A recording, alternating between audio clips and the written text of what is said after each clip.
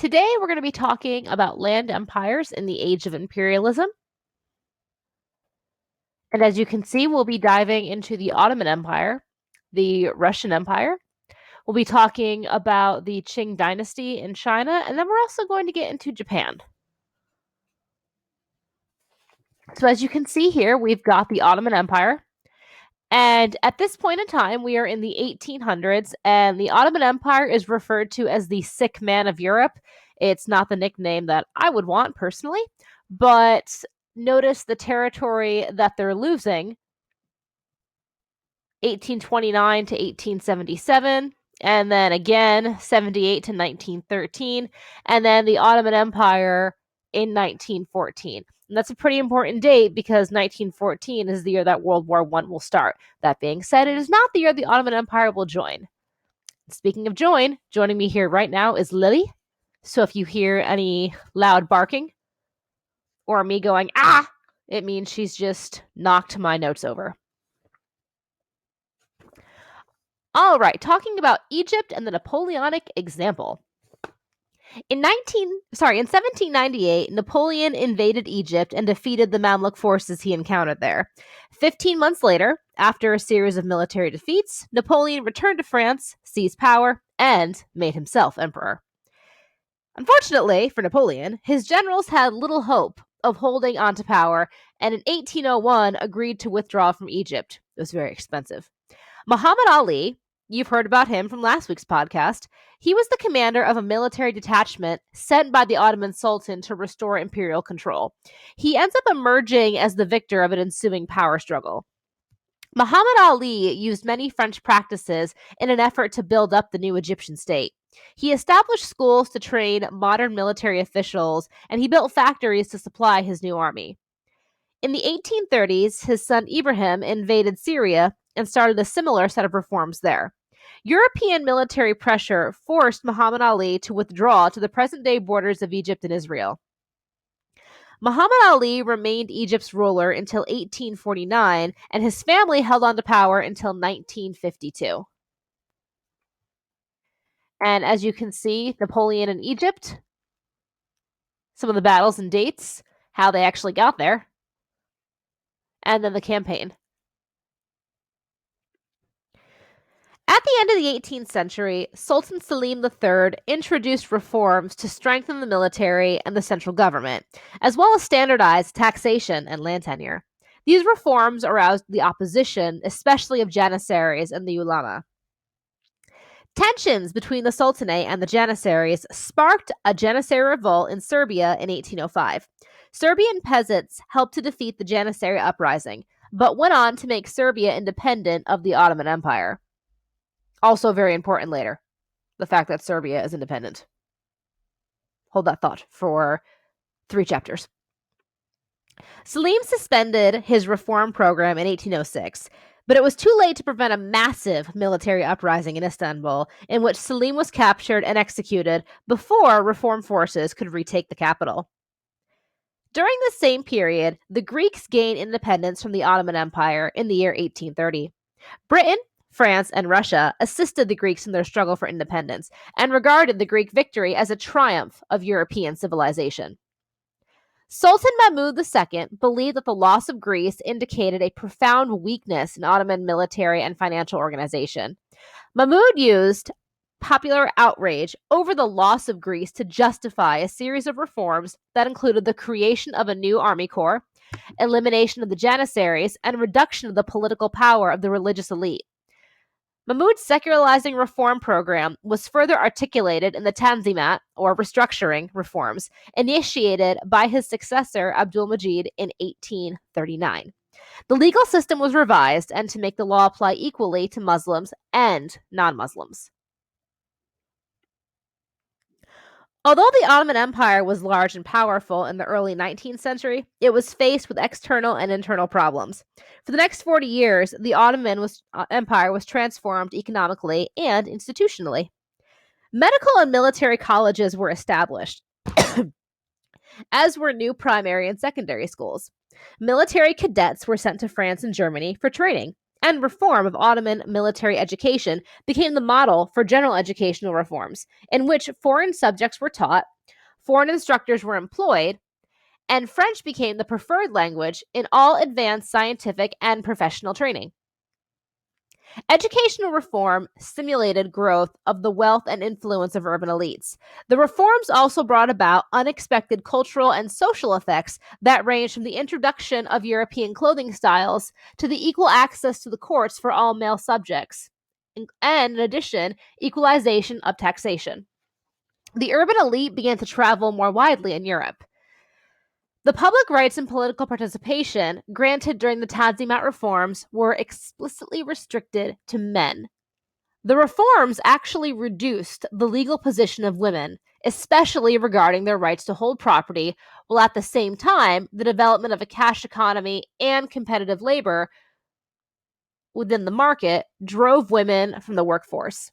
Some Muslim conservatives felt that the Tanzimat reforms were too radical, and other Ottomans wanted more reform.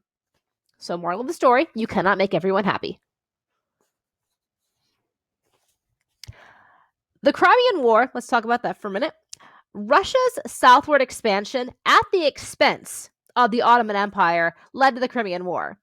An alliance of Britain, France, and the Ottoman Empire defeated Russia, and thus blocked Russian expansion into Eastern Europe and the Middle East. The Crimean War brought significant changes to all combatants. The Russian government was further discredited and forced into making additional reforms.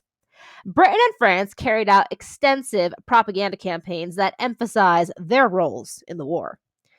And the French press promoted a sense of unity between Turkish and French society. Sensationalist news, folks. The Crimean War marked the transition from traditional to modern warfare. The percussion caps and breech-loading rifles that were used in the Crimean War were the beginning of a series of subsequent changes in military technology, and that included the invention of machine guns, the use of railways to transfer weapons and men, and of course, trench warfare, which will be made most famous in World War I. After the Crimean War, the Ottoman Empire continued to establish secular financial and commercial institutions on the European model. These reforms contributed to the rising trade and thus to a shift of population from rural to urban areas, and the development of professional and wage labor classes. However, all of these reforms and these new institutions did not solve the regime's fiscal problems. By 1856, the Ottoman state was hugely dependent on foreign loans. Hence, again, the sick man of Europe.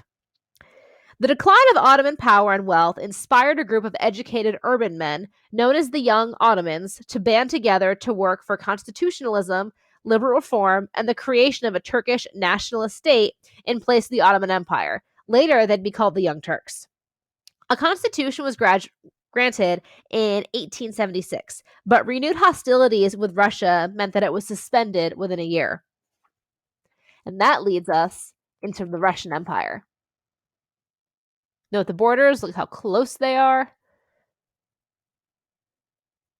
All right, so Russia and Europe. In 1700, only 3% of the Russian population lived in cities, and Russia was slow to acquire a modern infrastructure and modern forms of transportation. While Russia aspired to Western-style economic development, fear of political change prevented real progress. Nonetheless, Russia had more in common with the other European nations than did the Ottoman Empire. Slavophiles and Westernizers debated the proper course for Russian development. The diplomatic inclusion of Russia among the great powers of Europe was countered by a powerful sense of Russophobia in the West. In the 19th century, Russia was divided by groups with different theories about how the country could best compete with the rest of Europe. As Western Europe became more industrialized, the divide between the West and Russia became more noticeable. The Crimean War, which went from 1853 to 1856, revealed Russia's lack of progress, which was still predominantly rural throughout most of the nation. Russia had acquired control of the Crimean Peninsula, north of the Black Sea, in the 18th century. Attacked in the 1850s, claiming to protect the Orthodox Christians from the Ottomans, and this is how Russia is able to justify this claim and the taking of this area. However, Russia was defeated by the lack of technology in the area. By the end of the 18th century, the Russian Empire had reached the Pacific Ocean and the borders of China. In the 19th century, Russian expansion continued to the south, bringing Russia into conflict with China, Japan, Iran, and the Ottoman Empire. Afghanistan ultimately served as a buffer between Russian interests in Central Asia and British interests in India and South Asia.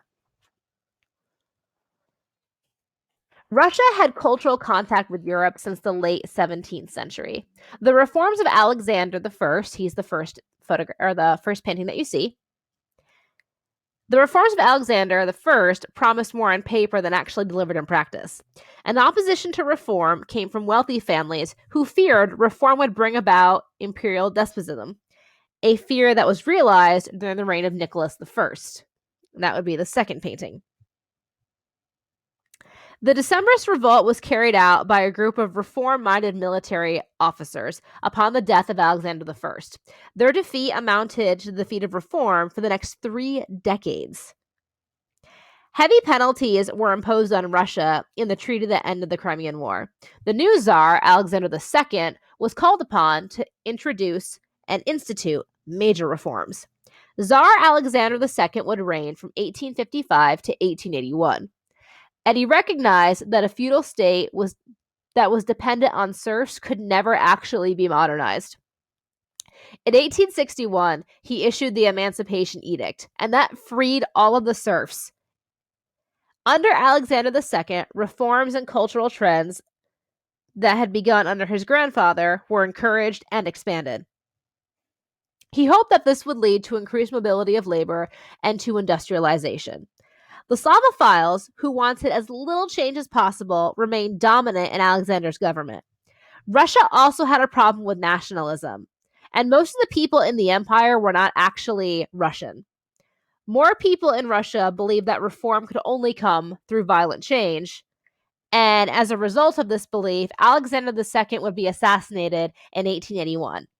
The 19th century saw numerous Russian scholarly and scientific achievements, as well as the emergence of significant Russian writers and thinkers.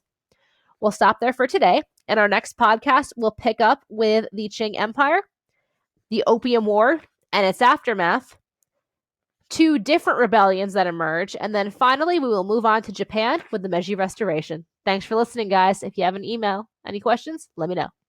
Cheers!